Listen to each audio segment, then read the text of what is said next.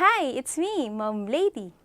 Do you want to show unity and create variety in your sentences but you are unsure on how to do it?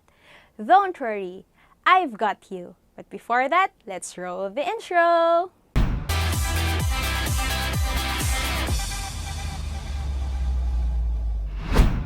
Do you want to show unity and create variety of structures in your sentences but you are unsure on how to do it? Don't worry, I've got you and I have tips for you. So aside from expressing your ideas with clarity, you also need to express your sentences in unity. And not just that, you also need to express it with variety of structures. Sa Tagalog, kailangan ang mga sentences na ginagamit ninyo ay pare-pareho ng thought, pare-pareho ng ibig sabihin, hindi sila pwedeng magkakalayo. Dahil pag nagkalayo sila, masakit. Char, pag nagkalayo sila, iba na ang point nila. And also, kailangan nating mag-create ng variety. Kung sa ulam, mananawa ka kung puro adobo, di ba? So, kailangan mong magluto ng iba para mas ganahan kang kumain. Okay ba?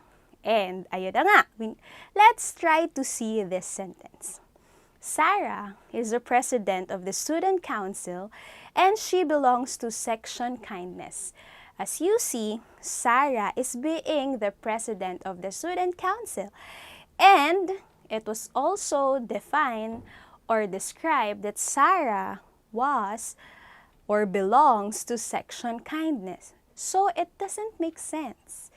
Hindi sila connected except that they're both describing Sarah. Pero walang point yung pagiging president of the student council niya at yung pagiging part niya ng Section Kindness.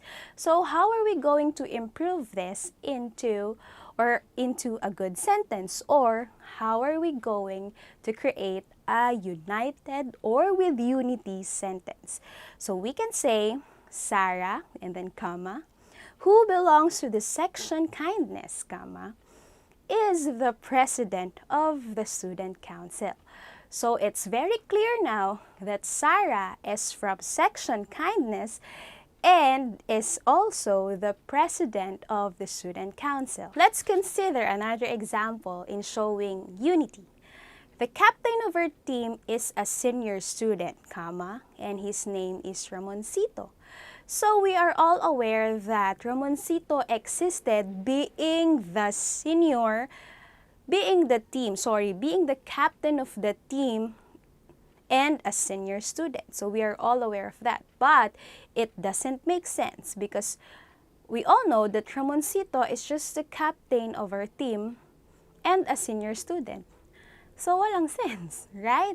So instead, we can improve that and we can show a united or a sentence with unity by saying this.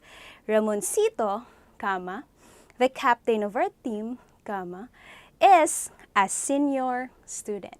So now, it's very clear, it's very united that Ramoncito is the captain of our team and a senior student. Number 2 is that we need to create variety in our sentences. Sabi ko nga, kung adobo lang ang ulam mo, nakakasawa. Kailangan mo ring magluto ng iba-iba para ganahan ka o kailangan mo ring tumikim ng iba't ibang pagkain para ganahan ka, diba? So how are we going to create variety in structures or in our sentences? Number 1 is we need to vary our sentence beginnings. So, in other words, sa Tagalog, ay kailangan nating ibahin ang ating umpisa. Hindi parating once upon a time, hindi parating everyday, at hindi rin parating it was midnight. Hindi pwedeng parating ganon. We often lack the beginning if it's repeated or if the subject is the main point. So, for example, Lolit went to the grocery after watching a movie. So, medyo natapos na. Parang hindi na siya interesting basahin. Kasi you all know that Lolit went to the grocery after watching a movie. So wala nang sense, diba? But instead, In order for us to vary sentence beginning, we need to use prepositional phrases first. And prepositional phrases includes over the skies, under the table, above the earth, no? These are then examples. These are just examples of prepositional phrases. So instead of saying Lolit went to the grocery after watching a movie, we can say that after watching a movie, Lolit went to the grocery. And then you will question yourself, what happened next? Right? So, meron na kayong ginawang interesting. So, masasabi na ng mga readers ninyo na ano kayang nangyari kay Lolit pagkatapos niyang manood ng movie. Diba? So, that is very sentence beginning. And another thing, begin with a single word modifier. We can also begin a sentence with a single word modifier. And you know what a modifier is? A modifier is describing words and sentences. So for example, instead of saying Leia happily received her award, you say happily Leia received her award. So that's also the beginning sentence. Leia happily received her award. So instead of saying that, parang natapos na dun. Okay, masaya siya. Pero ano? But we say happily Leia received her award. So we are all aware now that Leia was very happy when she received her award. Also, we can vary our sentence beginnings if we begin with a dependent clause. Are you all familiar with dependent clause? Dependent clause. Dependent clause are clauses that cannot stand alone. Ibig sabihin, hindi sila pwedeng walang kasama. Pero, sabi ni tip number 1, ay kailangan daw nating mag-create ng variety in structure at yun ay, paano natin gagawin yun? Yun ay, magbigyan tayo with a dependent clause. So for example, instead of saying he cleaned the porch after the rain had stopped, we can say, after the rain had stopped, that's your dependent clause. Kasi tapos na siya. Okay? Wala siyang sense pag wala siyang kasamang iba. So, after the rain had stopped, he cleaned the porch. He cleaned the porch is your independent clause, meaning it can stand alone. He cleaned the porch, pwede na siyang whole sentence, right? Pero pag sasamahin natin si dependent at independent clause, and we start with dependent clause if we want to have a variety in our sentence beginning.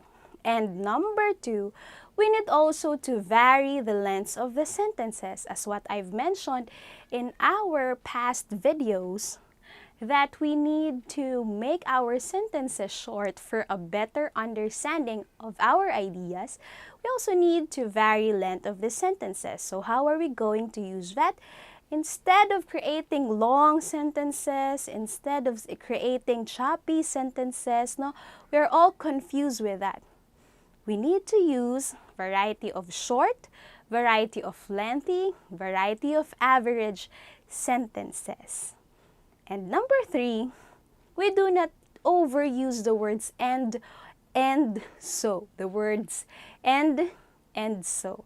Hindi natin pwedeng parati na lang silang sasabihin. No? For example, we had to work on our project at school last Saturday morning. And I knew that it would be difficult to get up early on Saturday. So, I went to bed early and still I overslept.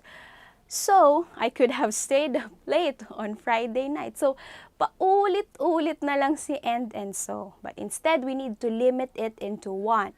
And so. Yun lang.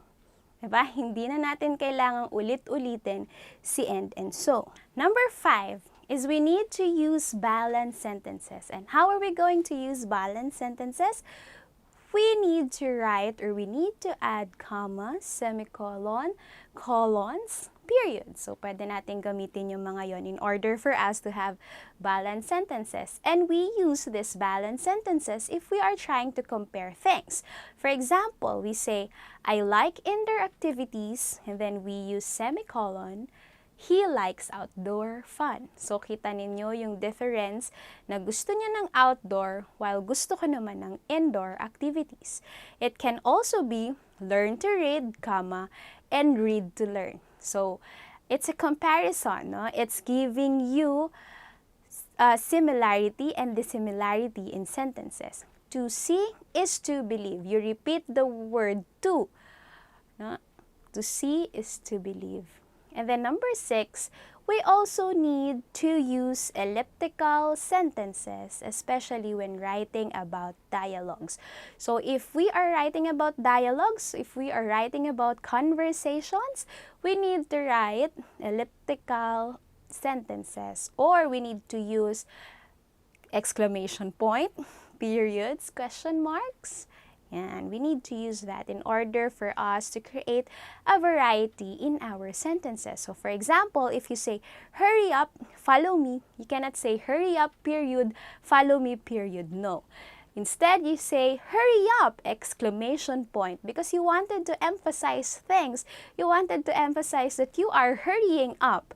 Follow me, okay? Wanted that person to follow you. So you use exclamation point. Another one, where? You use question mark for this because you are asking. So these are examples of elliptical sentences, especially if you are going to write dialogues or conversations. And then number 7 is you need to use the position of words in a sentence to gain emphasis and variety. So for example, the weather is certainly too hot for hiking activity today.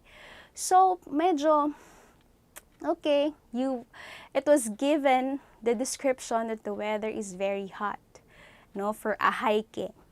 So, parang, okay, sige. But, if you want to have a variety in your sentence, you say, certainly, comma, the weather is too hot for a hiking activity today.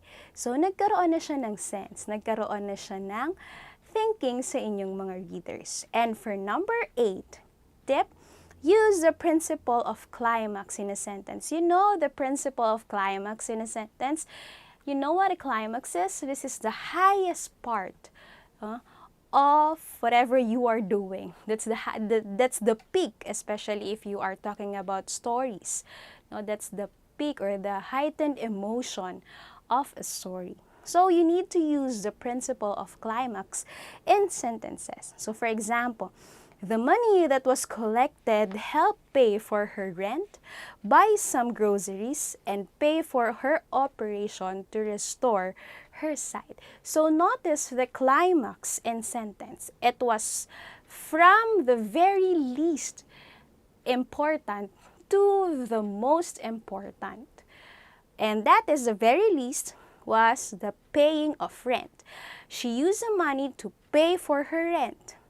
The very least, or the least, is buy some groceries, and the important is to pay for her operation to restore her sight. So, in other words, sa Tagalog, pataas ng pataas, palala ng palala yung pag-describe sa sentence.